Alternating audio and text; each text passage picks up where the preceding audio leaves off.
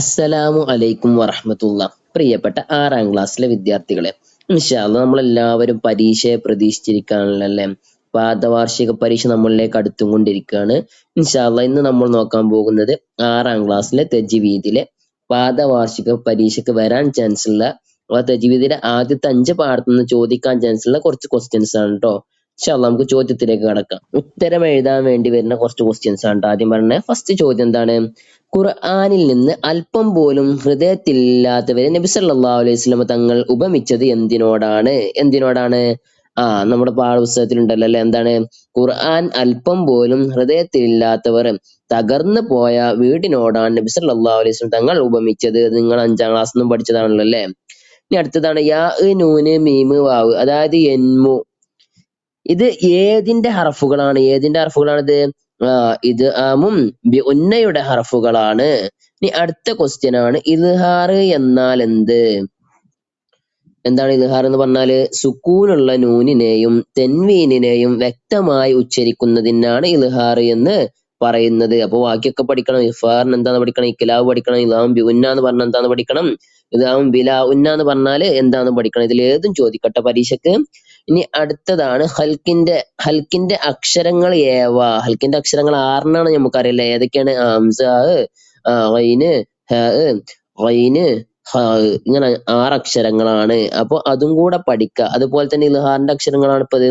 ഇനി അതുപോലെ എന്തും പഠിക്കണം. ഇഖ്ലാബിന്റെ അക്ഷരങ്ങൾ ഏതൊക്കെ പഠിക്കണം, ഇഖ്ഫാഇന്റെ അക്ഷരങ്ങൾ പഠിക്കണം. അതുപോലെ ഇദ്ഹാമും ബി ഉന്നയുടെ അക്ഷരങ്ങൾ ഏതൊക്കെ പഠിക്കണം, ഇദ്ഹാമും ബിലാ ഉന്നയുടെ അക്ഷരങ്ങളും പഠിക്കണം. ഇതൊക്കെ എന്താവും പരീക്ഷക്ക് ചോദിക്കട്ടോ. അടുത്ത ക്വസ്റ്റ്യൻ ആണ്, ഖുർആൻ പാരായണം ആകർഷണീയമാവാൻ ആവശ്യമായ 2 കാര്യങ്ങൾ എഴുതാൻ നിർബന്ധമായും എല്ലാ വിദ്യാർത്ഥികളും ഇതിൽ നിന്ന് ഒരു 3 പഠിക്കണം. പരമാവധി ഫുള്ള് പഠിക്കുന്ന പൂരിപ്പിക്കാൻ വന്നാൽ പ്രയാസം ഉണ്ടാവൂല. ഏതൊക്കെയാണ് നമുക്ക് നോക്കട്ടോ. ഏതൊക്കെയാണ്? അക്ഷരങ്ങളുടെ കൃത്യമായ ഉച്ചാരണവും ശബ്ദ സ്വഭാവവും പാലിക്കുക, ഒന്നാമത്തെ. രണ്ടാമത്തെ, മീമിലും നൂനിലും ഉന്നത്ത് ചെയ്യപ്പെട്ടിടത്ത് കൃത്യമായി അളവ് പാലിച്ച് ഉന്നത്ത് ചെയ്യുക. ദീർഘശബ്ദം അതായത് മദ് കൊടുക്കേണ്ടിടത്ത് കൃത്യമായി അളവ് പാലിച്ച് ശബ്ദം ക്രമീകരിക്കുക. അതുപോലെ അടുത്തതാണ് ഘനശബ്ദം അതായത് തഫ്ഹീം. അതുപോലെ ലഘുശബ്ദം അതായത് തർക്കീക്ക്. കൊടുക്കേണ്ട അക്ഷരങ്ങൾക്ക് അവ കൃത്യമായി കൊടുക്കുക. 5ാമത്തതാണ് വഖഫ് ചെയ്യേണ്ട അവസരങ്ങളിൽ ശബ്ദം നിയന്ത്രിച്ച് നിയമാനുസൃതം വഖഫ് ചെയ്യുക. 6ാമത്തതാണ് കാരികളുടെയും ഉസ്താദുമാരുടെയും ഖിറാഅത്ത് കേട്ട് പരിശീലനം നേടുക. നമ്മുടെ 2ാമത്തെ പാഠത്തിലാണ് ഇത് പറയുന്നത്. ചുരുങ്ങിയത് 3 എല്ലാ വിദ്യാർത്ഥികളും പഠിക്കണം ട്ടോ. പരമാവധി ഫുള്ള് പഠിച്ചാൽ അൽഹംദുലില്ലാഹ് എന്തായി പൂരിപ്പിക്കാനൊക്കെ വന്നാൽ ആ മാർക്ക് മിസ്സാവാതെ തന്നെ എഴുതാൻ പറ്റും. അടുത്ത ക്വസ്റ്റ്യൻ ആണ്, ഖുർആൻ ഓതുന്ന മുഅ്മിനിനെ നബി സല്ലല്ലാഹു അലൈഹി വസല്ലം തങ്ങൾ ഉപമിച്ചത് എന്തിനോടാണെന്നാണ്? എന്തിനോടാണ് നബി സല്ലല്ലാഹു അലൈഹി വസല്ലം തങ്ങൾ ഖുർആൻ ഓതുന്ന മുഅ്മിനെ ഉപമിച്ചത്? ഖുർആൻ പാരായണം ചെയ്യുന്ന വിശ്വാസിയെ നബി തങ്ങൾ നല്ല രുചിയും സുഗന്ധവുമുള്ള നാരങ്ങയോടാണ് ഉപമിച്ചത്. അതുപോലെ ഖുർആൻ പാരായണം ചെയ്യാത്ത കപടവിശ്വാസിയെ ആട്ടങ്ങയോടാണ് ഉപമിച്ചത്. ഇതും കൂടെ അത് പഠിക്കുമ്പോ തന്നെ എന്താവണം? പഠിക്കണം. അതിന്റെ രുചി കയ്പാണ്, അതിന് വാസന ഇല്ല എന്നുള്ളത്. അതോടൊപ്പം തന്നെ അതിന്റെ അറബിയും കൂടെ പഠിക്കുക, ഹദീസും കൂടെ പഠിക്കണം ട്ടോ. മസലുൽ മുഅ്മിനില്ലദീ യഖറഉൽ ഖുർആന കൽ ഉത്റുജ തഅമുഹാ ത്വയ്യിബുൻ വരിയുഹാ ത്വയ്യിബുൻ വമസലുൽ മുനാഫിഖില്ലദീ ലാ യഖറഉൽ ഖുർആന കമസലിൽ ഖല്ലല ലൈസ ലഹാ റീഹുൻ വതഅമുഹാ മുർറുൻ. ഈ ഹദീസും കൂടെ എന്താവണം? ഇത് പഠിക്കുമ്പോ തന്നെ പഠിക്കുക. രണ്ടും പഠിക്കട്ടോ. സത്യവിശ്വാസിനെ പോലെ കപടവിശ്വാസിനെ ഉപമിച്ചത് എന്തിനോടാണ് ഉണ്ടാവുക? മനസ്സിലാക്കി പഠിക്കുക. ഇനി അടുത്ത ക്വസ്റ്റ്യൻ ആണ്, സാക്കിനായ നൂനിന്റെയും തെൻവീനിന്റെയും നിയമങ്ങൾ 5 ആകുന്നു. എത്രണ്ണാണ്? 5. അവയേവ ഏതൊക്കെയാണ്? ഇത് ആമും ബിലാ ഉന്ന, ഇത് ആമും ബി ഉന്ന, ഇദ്ഹാർ, ഇഖ്ഫാ, അതുപോലെ ഇഖ്ലാബ്. ഈ 5 പഠിക്കട്ടോ. 5 പഠിക്കുക. അതിന്റെ അക്ഷരങ്ങൾ നിർബന്ധമായിട്ടും പഠിക്കുക. ഇനി അടുത്തതാണ്, ഉത്തരം എഴുതാൻ വന്ന ചോദ്യം തന്നെയാണ്, അവർ അള്ളാഹുവിന്റെ സ്വന്തക്കാരാകുന്നു. ആരാണ് അള്ളാഹുവിന്റെ സ്വന്തക്കാര്? ഖുർആനിന്റെ ആളുകൾ. അതായത് അത് പഠിക്കുകയും അഥവാ ഖുർആൻ പഠിക്കുകയും പാരായണം നിത്യമാക്കുകയും ചെയ്യുന്നവർ അള്ളാഹുവിന്റെ സ്വന്തക്കാരാണ്. അതാണ് അതിന്റെ ആൻസർ എഴുതേണ്ടത് കേട്ടോ. അടുത്തതാണ് യോജിച്ചത് എഴുതുക. അപ്പൊ ഇപ്പുറത്തെ ക്വസ്റ്റ്യൻ ബ്രാക്കറ്റിലുള്ളത് ബോക്സിലുള്ളത് വായിച്ചിട്ട് അതിനോട് യോജിച്ചത് അപ്പുറത്ത് എഴുതി കൊടുക്കണം വേണ്ടത്. ഖുർആനിന്റെ 1/3. ഏതാണ് ഖുർആന്റെ 1/3? അതായത് സൂറത്തുൽ ഇഖ്ലാസ്. രണ്ടാമത്തെ എന്താണ്? പതിവാക്കിയാൽ ദാരിദ്ര്യം നീങ്ങും. ഏത് സൂറത്ത് പതിവാക്കിയാലാണ് ദാരിദ്ര്യം നീങ്ങുക? സൂറത്തുൽ വാക്കിയ. ജുമാ ദിവസം ഓതുക അഥവാ ജുമാ ദിവസം ഓതേണ്ട സൂറത്ത് ഏതാണ്? സൂറത്തുൽ കഹഫ്. 10 പ്രാവശ്യം ഓതിയതിന് തുല്യമാണ്. ഏത് സൂറത്താണ് 10 തവണ ഓതിയതിന് തുല്യം? സൂറത്തുൽ യാസീന്. അപ്പൊ അവിടെ 8ഓളം സൂറത്ത് അഥവാ 6 സൂറത്തും അതുപോലെ 2 ആയത്തിന്റെ ഒക്കെ മഹത്വം പറയുന്നുണ്ടല്ലോ. ഇത് ഫുള്ള് പഠിക്കട്ടോ. പരീക്ഷയ്ക്ക് എന്തായാലും ചേരുംപടി ചേർക്കാനോ അല്ലെങ്കിൽ ചോദിച്ചെഴുതാനോ ബ്രാക്കറ്റിൽ നിന്ന് എടുത്ത് എഴുതാനൊക്കെ വരും കേട്ടോ.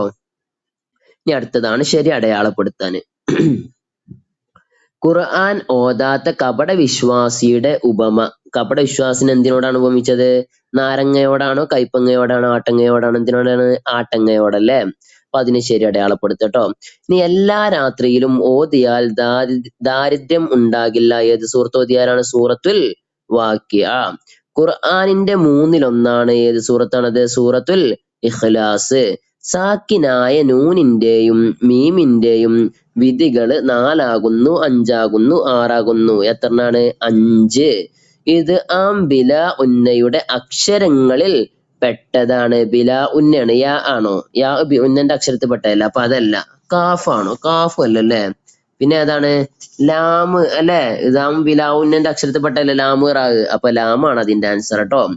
ഇനി ഇദ്ഹാറിന്റെ ഉദാഹരണമാണ്. ഏതാണ് ഇദ്ഹാറിന്റെ ഉദാഹരണം? നോക്കി. സമീഉൻ അലീം. അപ്പൊ അവിടെ തെൻവീന് വന്നു. അതിന് ശേഷം ഏതക്ഷര വന്നിക്കണേ? അയിന് വന്നിട്ടില്ലേ? അപ്പൊ അതിന് ഇദ്ഹാറിന്റെ അക്ഷരല്ലേ. അപ്പൊ അതാണ് അതിന്റെ ശരി ഉത്തരം കേട്ടോ.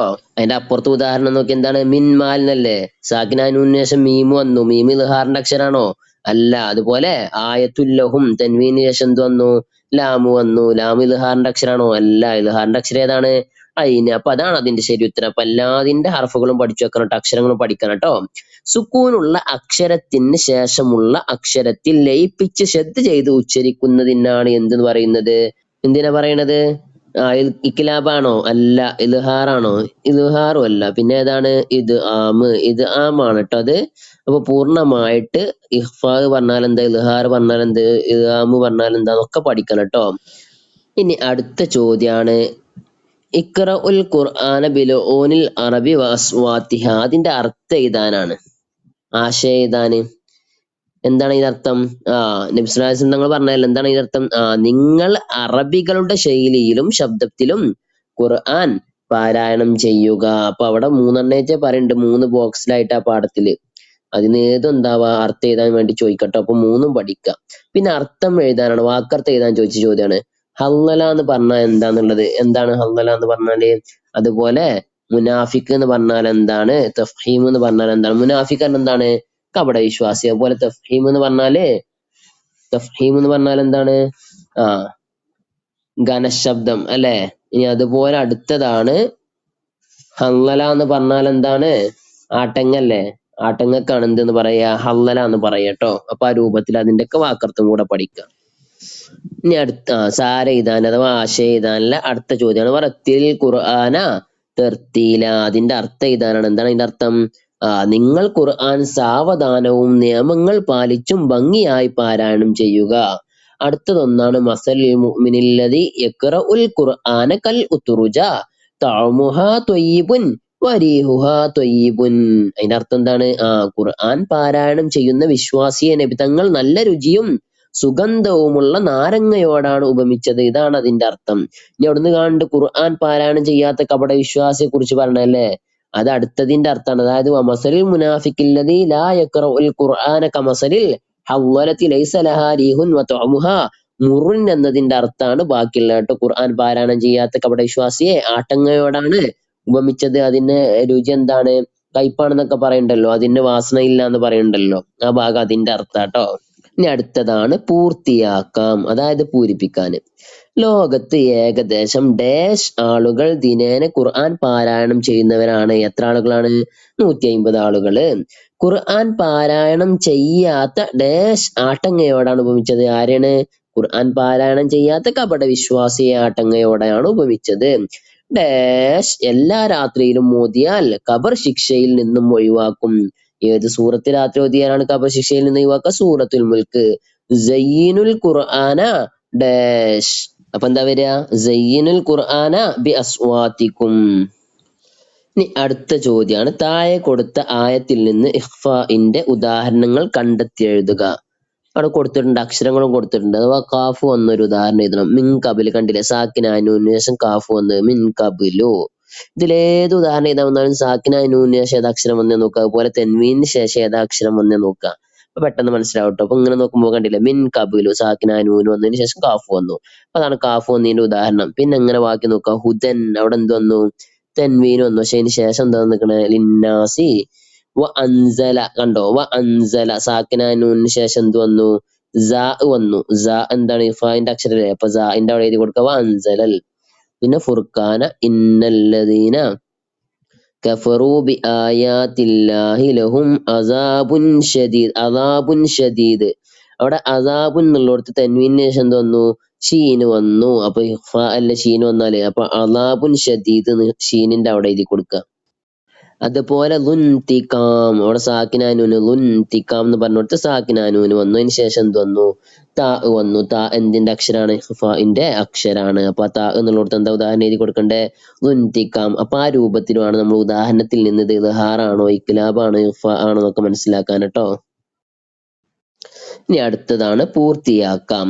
ഖുർആൻ മനഃപ്പാഠമാക്കിയത് മറന്നു കളയുന്നത് ഡാഷ് എന്താണ്, വലിയ കുറ്റമാണ്. അള്ളാഹു പറയുന്നു വറത്തിലിൽ ഖുർആന ഡാഷ് എന്താണ് ബാക്കി, തെർത്തീല. വറത്തിലിൽ ഖുർആന തെർത്തീല. അതുപോലെ അടുത്തതാണ് സുക്കൂനുള്ള നൂനിന്റെ അതേ ശബ്ദത്തിൽ ഉച്ചരിക്കുന്ന മറ്റൊന്നു കൂടിയുണ്ട്, അതാണ് ഡാഷ്. ഏതാണ്, അതാണ് തെൻവീന്. ഇനി അടുത്ത ക്വസ്റ്റ്യൻ ആണ് വേർതിരിക്കാം. അഥവാ കുറച്ച് ഉദാഹരണങ്ങൾ തന്നിക്കുന്നു സാക്കിനാനൂന്റെയും തെൻവീന്റെയും. അത് വേർതിരിച്ച് ഏതാണോ അതിന്റെ ഉദാഹരണം ആ ബോക്സിലാണ് എഴുതേണ്ടത്. ഒന്നാമത്തെ എന്താണ്, വൻഹർ. വൻഹർ എന്ന് പറയുമ്പോൾ സാക്കിനാനൂന്, അതായത് സുക്കൂനുള്ള നൂനാണ് സാക്കിനാനൂൻ എന്ന് പറയാം. വൻഹർ. അപ്പൊ ആ നൂനിന് ശേഷം ഏതാ വന്നേ, ഹാഗ്. ഹാഗ് എന്തിന്റെ അക്ഷരാണ്, എന്തിന്റെ അർഫാണ്, ഇൽഹാറിന്റെ അർഫല്ലേ. അപ്പൊ ഇൽഹാറിലാണ് വൻഹർ എന്ന് എഴുതേണ്ടത്.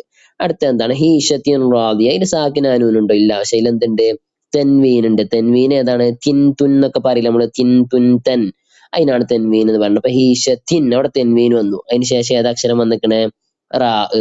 റാ എന്തിന്റെ അക്ഷരാണ്, ലാമും റാവും ഇദാമും ബിലാ ഉന്നയുടെ അക്ഷരല്ലേ. അപ്പൊ അതിലാണ് അത് എഴുതേണ്ടത് കേട്ടോ. ഇനി അടുത്തതാണ് മിൻ വലത്. മിൻ സാക്കിനായ നൂന് വന്നല്ലോ, അതിന് ശേഷം അത് അക്ഷരം വന്നേ, വലത്. വാവാണല്ലോ വന്നേ. നമ്മൾ എനിമൂന്ന് പഠിച്ചു അല്ലെ, ഇത് ആമും ബി ഉന്നയുടെ അക്ഷരത്തില്. അപ്പൊ ഇത് ആമും ബി ഉന്നയിലാണ് വലത് വരിക. അപ്പൊ അതിനാണ് എഴുതേണ്ടത് കേട്ടോ. പിന്നെ കിറാമിൻ ബററ. കിറാമിൻ ബററ എന്ന് പറയുമ്പോ സാക്കിനായ നൂനില്ല. പിന്നെ അവിടെ എന്താ വന്നിക്കണേ, കിറാമിൻ. തെൻവീൻ ഉണ്ട്. അതിന് ശേഷം എന്ത് വന്നു, ബാ വന്നു. ബാ എന്തിന്റെ അർഫാണ്, ഇക്ലാബിന്റെ അർഫാണ്. അപ്പൊ അതിലാണ് കിറാമിൻ ബററ എഴുതേണ്ടത്. അതുപോലെ തന്നെ അടുത്തതാണ് മുൻസലൂൻ. സാക്കിനാനൂന് ശേഷം വന്നു. അപ്പൊ ദയിൽ എഴുതണം, ഇഖ്ഫായിൽ എഴുതണം. ഈ രൂപത്തിൽ മനസ്സിലാക്കിയിട്ട് ഈ സാക്കിനാനൂന്റെ നിയമങ്ങള് നല്ലപോലെ മക്കൾ പഠിക്കട്ടോ. ഇൻഷാ അല്ലാഹ്. അല്ലാഹു സുബ്ഹാനഹു വ തആല പരീക്ഷയൊക്കെ വളരെ ഉഷാറാക്കി എളുപ്പമാക്കി തരട്ടെ. പഠിച്ചൊക്കെ എഴുതാനുള്ള തൗഫീഖ് നൽകട്ടെ. നല്ലപോലെ പഠിക്കുക. അതുപോലെ കൂട്ടുകാരിലേക്കൊക്കെ ഷെയർ ചെയ്യുക. ഇൻഷാ അല്ലാഹ്. ബാക്കി വിഷയങ്ങളൊക്കെ നമ്മൾ അപ്ലോഡ് ചെയ്യുന്നതാണ്.